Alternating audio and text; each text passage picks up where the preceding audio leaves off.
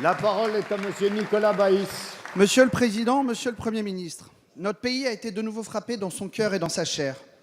Nous sommes en guerre contre l'État islamique, cet ennemi de l'extérieur et de l'intérieur. Ce mouvement sectaire, totalitaire et terroriste n'a rien d'un État et ne représente pas l'islam. Nos forces armées et de sécurité sont aujourd'hui mobilisées à la limite de leur capacité.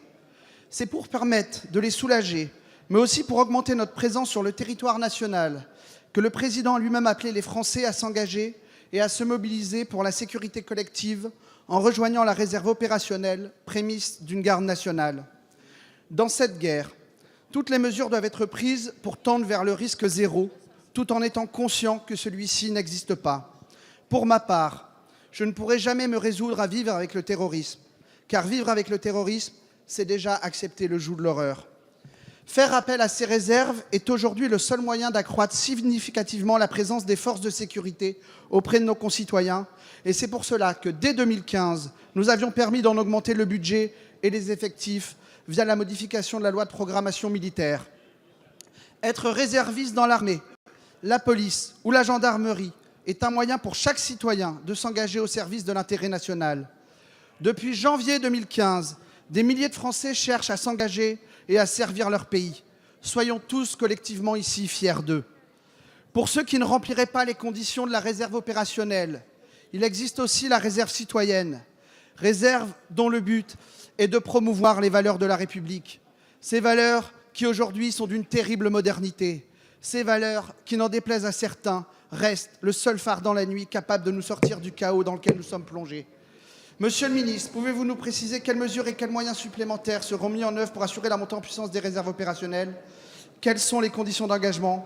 Et enfin, quelles mesures incitatives sont envisagées auprès des entreprises pour que l'engagement dans la réserve ne soit pas un frein à l'embauche? La parole est à Monsieur le ministre de l'Intérieur.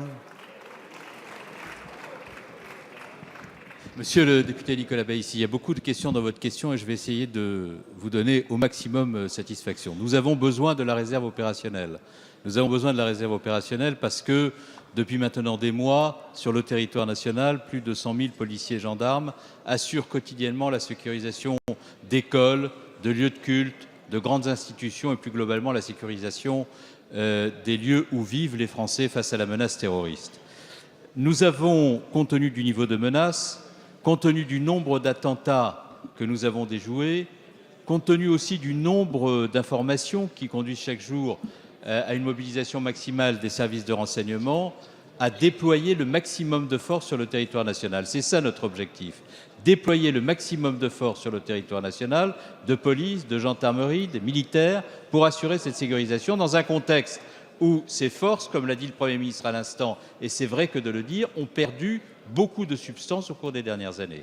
C'est la raison pour laquelle nous mobilisons l'opération Sentinelle dans l'attente de la montée en puissance des effectifs nouvellement recrutés par le gouvernement dans la police et dans la gendarmerie. 10 000 soldats de Sentinelle. Deuxièmement, nous faisons appel à la réserve opérationnelle.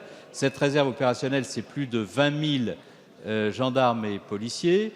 Nous avons décidé de faire monter cette réserve opérationnelle à 9 000 au cours des prochains jours, de manière à permettre une présence supplémentaire de 3 000 gendarmes et policiers quotidiennement sur le territoire national. Et Jean-Yves Le Drian, dans sa responsabilité, fait de même en faisant monter la réserve de la défense nationale, de telle sorte à ce que l'on puisse mettre 1 000 militaires sur le territoire national dans des opérations de sécurisation aux côtés des policiers et des gendarmes. Nous sommes rendus en Avignon avec le ministre de la Défense et nous avons pu constater l'excellente articulation entre Sentinelle et les forces de sécurité intérieure dans la lutte contre le terrorisme.